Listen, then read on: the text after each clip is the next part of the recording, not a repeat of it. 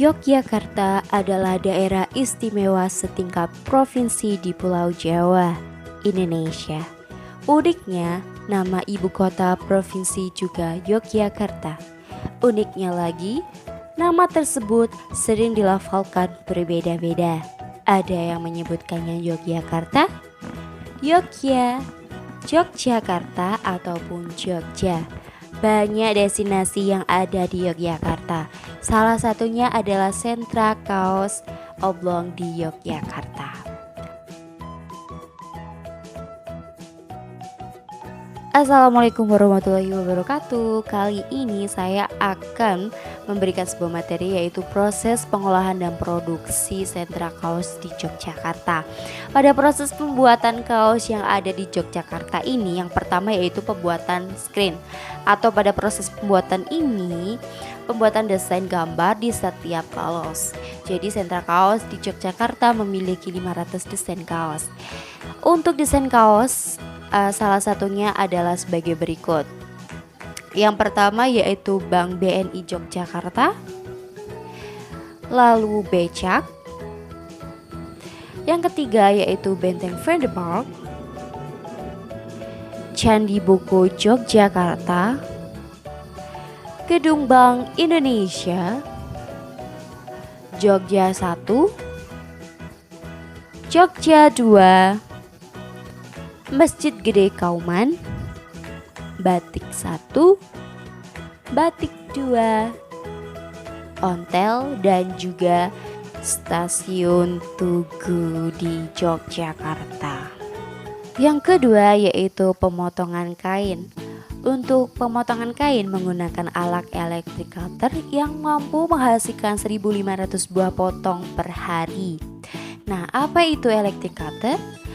Electric cutter atau biasanya dikenal dengan pemotongan laser adalah proses pemotongan material yang memanfaatkan laser, menghasilkan potongan yang berkualitas tinggi, akurat secara dimensi. Laser cutting bekerja dengan mengarahkan output laser daya tinggi melalui nozzle ke materi di area lokal. CNC atau Computer Nominal Control digunakan untuk mengarahkan sinar laser yang dihasilkan, sehingga sering juga disebut CNC laser cutting.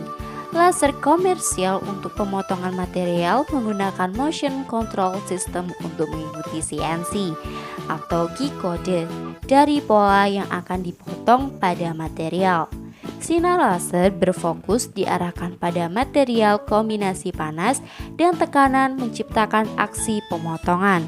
Materi akan meleleh, terbakar, menguap, atau tertiup angin gas, menghasilkan tepi dengan permukaan akhir berkualitas tinggi.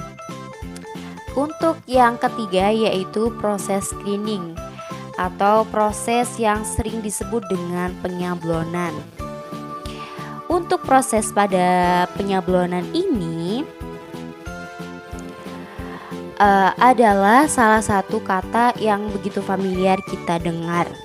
Untuk proses sablon atau cetak saring adalah salah satu teknik proses cetak yang menggunakan layar atau screen dengan kerapatan tertentu dan umumnya berbahan nilon atau sutra atau silk screen.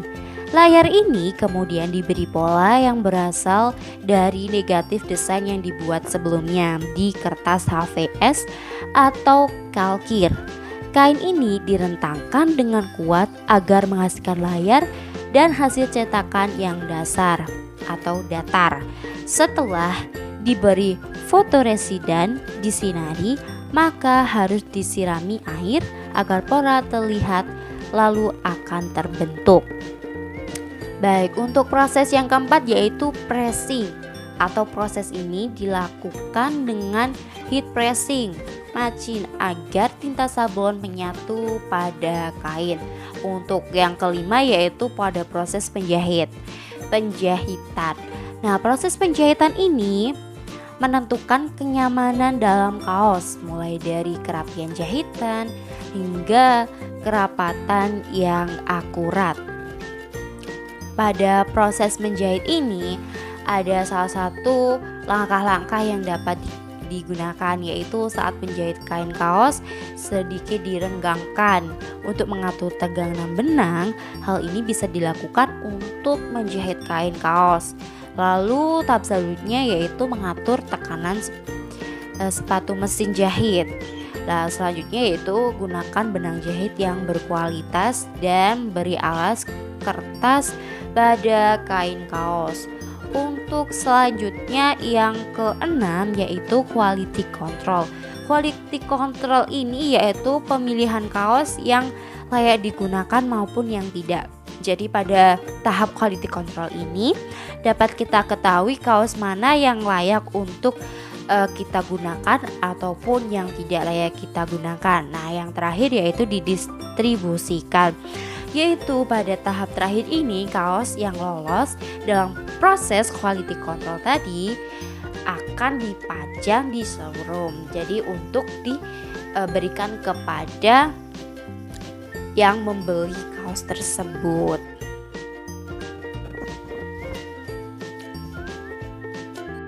Untuk strategi pemasaran, mengangkat konsep POAC atau planning, organizing, actuating, controlling dengan strategi pemasaran.